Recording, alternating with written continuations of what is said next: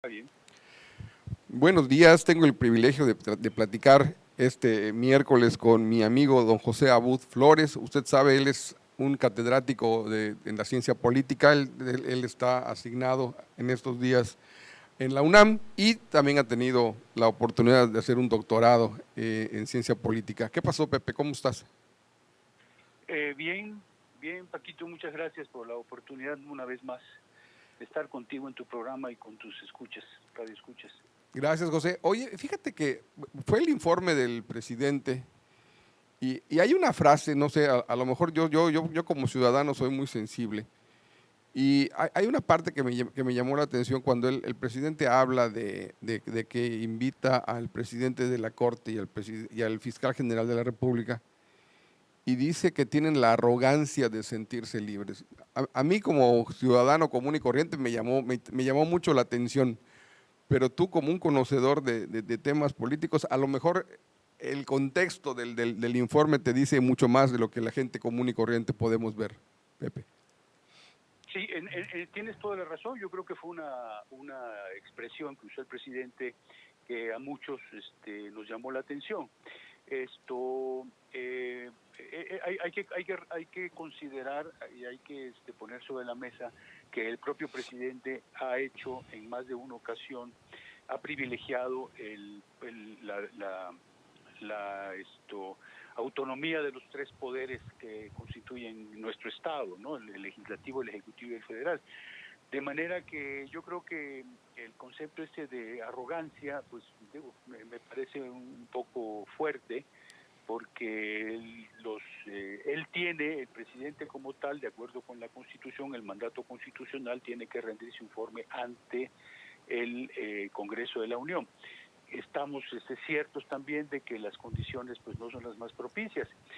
Si el fiscal general y el presidente de la Suprema Corte no asistieron al informe, creo que tienen el derecho de hacerlo y el propio presidente lo reconoce, ¿no? Son los nuevos tiempos. Antes esto no hubiera podido suceder, son los nuevos tiempos y en ese contexto habría que reflexionar, subrayar el hecho de que el presidente de la Suprema Corte como el fiscal general no hayan asistido. Entonces, sí tienes toda la razón, fue una frase que eh, pues preocupó o llamó la atención de muchos ciudadanos, pero creo que el mismo presidente dio la respuesta haciendo a un lado el concepto de la arrogancia. Creo que de las pugnas que como sociedad hemos venido dando era precisamente acabar con el presidencialismo y esa figura paternalista que vaya que nos acostó en la época de Díaz Ordaz, en la época de Echeverría, en la época de López Portillo, y que de una forma u otra pareciera que el presidente tiene mucho interés o su propia formación en esos años del gobierno, de los gobiernos priistas. Él tiene una cierta reminiscencia, ¿no? Y pareciera que esas autonomías de algunos entes de gobierno al presidente no le gustan mucho. Uh-huh. Pareciera que, y creo que como sociedad nos hemos dado suficientes elementos como para ser cada vez más independientes y tener un gobierno un poco más, pues no quiero usar la palabra disminuido, pero menos intervencionista. No sé qué opinas tú de esto, Pepe.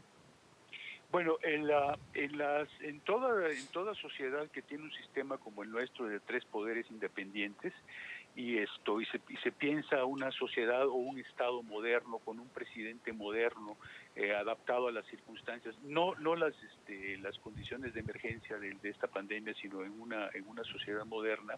Sí. Esto tiene que ser muy cuidadoso, primero que nada muy cuidadoso en el respeto y en el equilibrio de los poderes, pero sobre todo tener muy presente que eso es parte esencial, fundamental de un sistema democrático, la independencia de los poderes.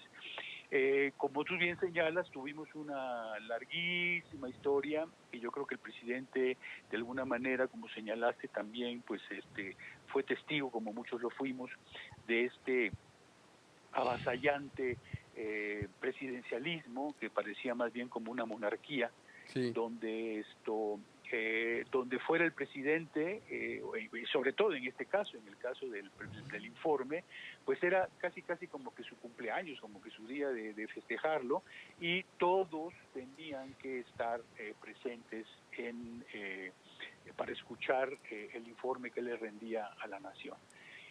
Insisto, yo creo que de alguna manera el presidente López Obrador en este momento, como muchos fuimos testigos, tiene muy presente eso, pero también creo que tiene él el reto y la convicción de ser un presidente moderno, y respetuoso del equilibrio de los poderes, y si no asistieron, pues bueno, estamos precisamente dentro de esta modernidad democrática, por muy frágil que sea nuestra democracia, estamos precisamente en un proceso de consolidarla y de robustecerla. Así que creo que es parte de esta nueva expresión de una nueva ruta democrática que México está transitando, todavía un poco atropelladamente, pero definitivamente ya se ha trazado la ruta y estamos transitando en ella. Oye, Pepe, el antecedente, o creo que el ambiente que había en el país antes del informe del presidente, estuvo cargado de esas chicanas, presuntas chicanas que trataron de hacer la gente del PT con el señor Fernández Noroña, y que exhibieron cómo puedes comprar un legislador que te haga falta, así, sin más ni más, vas, llegas, le ofreces, se cambia de partido, se cambia de bancada, se pasa contigo, y creo que ese ha sido prácticamente el signo de esta legislatura, ¿no? Una legislatura en la que de entrada muchos llegaron a ella por otro partido político, y hoy se ha conformado un bloque muy compacto, que según lo que dice José Woldenberg y todos los analistas del Congreso, hablan de que se está violentando el principio de sobrerepresentación, y que hay una sobrerepresentación porque todos los que llegaron de una forma u otra al Congreso, muchos han cambiado de partido, y eso ha cargado la mano en el caso particular de Morena. Y Fernández Noroña, cuando le pide a otros que se pasen a su bancada, lo que estaba realmente haciendo era poniendo en riesgo, según lo que dicen los analistas, la conformación del grupo compacto que le da a Morena la Junta de Coordinación Política. Creo que los diputados al final del día no terminan de quedarles claro que si hay personajes a los que por desgracia la población no los ve como sus representantes y tienen la peor opinión de ellos, son los diputados, y siguen haciendo esto que vimos, que no sé qué te parezca. Bueno, esa actitud del señor Fernández Noroña me parece digna de un esquirol, ¿no? De una persona que está boicoteando, está socavando los cimientos precisamente de este grupo compacto que le da una cierta presencia a un partido político en particular. Claro. Yo siento también que esta suerte como de relación clientelar de que te compro y te vienes para acá y etcétera, es parte precisamente de una falta de convicción política, de compromiso político, y no solamente con el partido político y con lo que es peor, con la persona misma como tal, Claro. sino precisamente una falta de respeto a la ciudadanía, al sistema político nuestro y fundamentalmente a los electores. Ahora, ¿qué es lo que sucede? Hace un ratito lo mencionabas y yo retomo esa idea de esta situación muy inestable políticamente de nuestro país, una democracia frágil, etcétera. A la hora de la votación, como tú sabes, en el 18, la ola, este maremoto de Morena, que fue que arrastró a muchísima gente, muchos de estos que se presentaban a cargos de elección popular, ya sea senadores y diputados, muchos de ellos ni siquiera hicieron campaña, ni siquiera la gente los conocía, pero era este maremoto que venía arrastrando todo a su paso y por eso llegaron allá. Y lo más grave del asunto es que justamente ese argumento es el que les da el argumento de no responder o de ponerse a la venta como el mejor postor. Y esto me parece, además de esta actitud de Esquirol, del señor Fernández Noroña, pues tiene muy claro, él mismo tiene muy claro esta falta, esta ausencia de compromiso político, de compromiso ciudadano, de compromiso con el país de muchos legisladores, diputados y senadores. Entonces el escenario es muy propicio para que esto se dé, pero obviamente eso le está socavando las bases, no solamente, incluso yo creo que a sí mismo, su mismo partido le está dañando esa figura que está presentando de chico rebelde, y no solamente a su propio partido, sino al partido Morena y en general al sistema político mexicano. Decía Porfirio Muñoz Ledo que ¿qué más puedes obtener cuando sacas candidaturas por una tómbola? Haciendo Bueno, alusión a la falta esa que dices tú de compromiso político, ¿no? sí, exactamente. Yo creo que, fíjate, hay una cosa ahí, Paquito, muy interesante para mí y recurrente al mismo tiempo en nuestra historia política. Lo he comentado en otros espacios, es este ADN político que tenemos, que nos dejó inoculado a toda la ciudadanía desde hace 80 años o más, el sistema político mexicano que nació con el PNR. Hay un ADN que ha exitosamente, como este virus, que se reproduce de una manera brutal, escandalosa. Asimismo, este ADN ha atravesado el sistema político mexicano en sus diferentes versiones partidistas. Entonces no importa que tú seas de un partido o de otro, pareciera como que nos han inoculado ese ADN y está presente en nuestro actuar cotidiano, en la política, entre los partidos, etcétera. Entonces, si no se podemos nosotros conceptualizar, ir más allá, romper ese gen que nos ha hecho tanto daño, muy difícilmente vamos a poder verdaderamente robustecer como se necesita una democracia en el país, y vamos a tener siempre el fantasma de estos Fernández Noroña, que hoy es Fernández Noroña, pero mañana van a ser otros muy similares a él. Claro, es algo así como aquella frase que manejábamos mucho en los 80, en los 90, que decían que ese priista que todos llevamos dentro, ¿no? Es Exactamente. parte de eso. Oye, José, Sí. y en buena medida, yo estoy viendo que en el 2021 viene una elección interesantísima por el volumen de cargos que están en juego, ¿no? Y, por ejemplo, todavía quedan algunos estados que no han tenido la transición política. Esta transición que para muchos fue así como que caótica, para otros decepcionante, pero que de una forma u otra a los ciudadanos nos hace sentir de que podemos cambiar al gobierno y que tenemos esa fuerza y ese poder para cambiar al gobierno cuando no nos guste o cuando sintamos que no nos satisface los resultados, ¿no? Campeche es uno de esos estados en los que nunca ha habido transición política más que en pequeñas comunidades, como Ciudad del Carmen ya tuvo alcaldes panistas, la ciudad de Campeche ya también ha tenido 2 alcaldes panistas, en algunos municipios ha habido gente incluso en Calquiní de Morena, en otras partes de otro signo político. ¿Tú cómo ves? ¿Qué esperaría un campechano como tú de esta elección del 2021, Pepe? Bueno, yo esperaría lo mejor y cuando me refiero a lo mejor es una ciudadanía que está consciente del poder que tiene su voto, por un lado, y por otro lado, de la capacidad que tiene ese colectivo social de analizar lo que considera que es mejor para el futuro del Estado.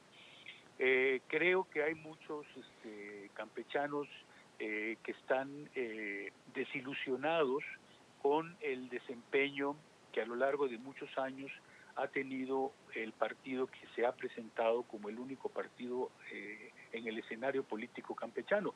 ¿Y por qué lo digo? Porque es un partido que antes que mirar por el interés y el desarrollo y el bienestar de nuestra gente y de nuestra tierra, ha mirado con mucho cuidado y con mucha atención el molesto, bueno, no molesto, pero el tintineo insultante de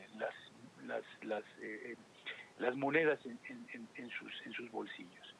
Antes que eso, o sea, antes de la ciudadanía, antes de nuestra gente, antes de nuestra tierra, ha estado la atención puesta en sus propios bolsillos.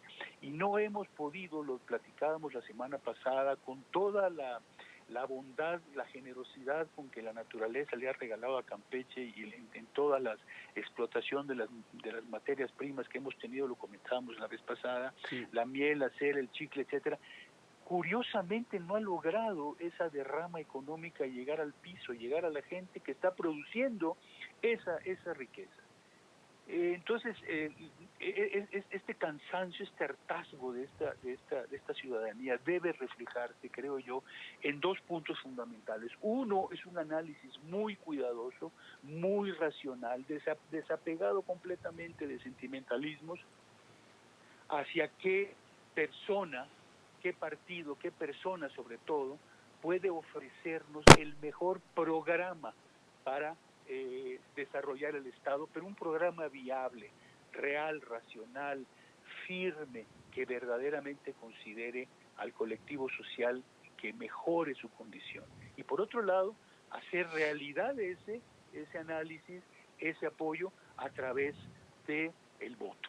Es la única forma, como yo lo veo, Paco, que el Estado pueda salir adelante. Hay muchísimas necesidades, ahora tú lo sabes, tú eres una persona que dices que no, pero estás estudiando permanentemente nuestra realidad a través de tu oficio, estás en contacto con muchas personas, estás recogiendo opiniones, y en este momento en particular, claro, no es una cuestión muy personal ni única de Campeche, pero la cuestión esta del virus es una realidad que puso al mundo a temblar y nos mostró la fragilidad de la humanidad en ese sentido. En Campeche, por supuesto, como en otros países frágiles, en Campeche, por supuesto, dadas las condiciones económicas de nuestra entidad, ha impactado con mayor ferocidad a la economía de las personas y a las propias personas.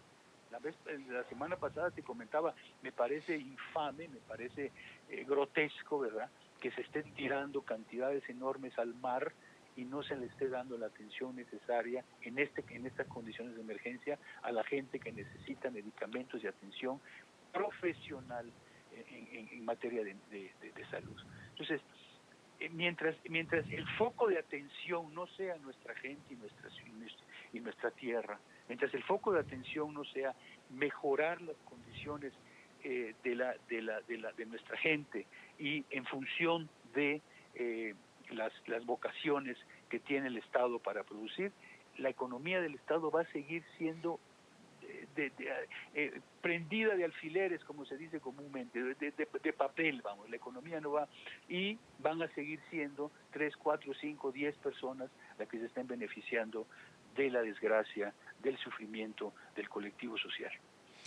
Desgraciadamente creo que ese escenario que pintas, José, es bastante real y es buena parte de lo que hoy estamos detectando, no solamente en Campeche, sino en muchas partes del interior del estado, ¿no?